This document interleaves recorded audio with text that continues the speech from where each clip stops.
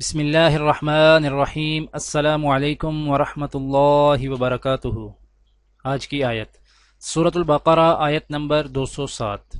اعوذ باللہ من الشیطان الرجیم۔ وَمِنَ النَّاسِ مَن يَشْرِي نَفْسَهُ ابْتِغَاءَ مَرْضَاتِ اللَّهِ وَاللَّهُ رَءُوفٌ بِالْعِبَادِ۔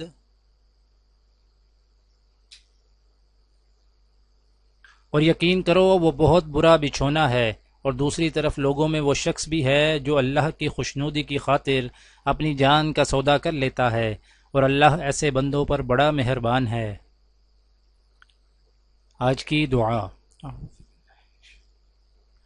وَقِهِمُ السَّيِّئَاتِ وَمَن تَقِ السَّيِّئَاتِ يَوْمَئِذٍ فَقَدْ رَحِمْتَهُ وَذَلِكَ هُوَ الْفَوْزُ الْعَظِيمُ۔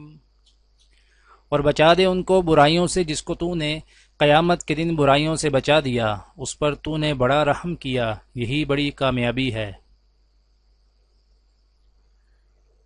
آج کی حدیث۔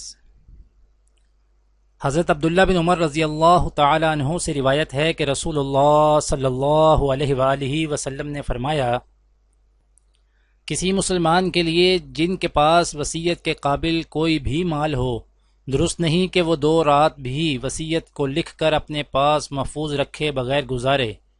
امام مالک کے ساتھ اس روایت کی مطابقت محمد بن مسلم نے عمرو بن دینار سے کی ہے، انہوں نے ابن عمر رضی اللہ تعالی عنہ سے، اور انہوں نے نبی کریم صلی اللہ علیہ وآلہ وسلم سے روایت کی ہے۔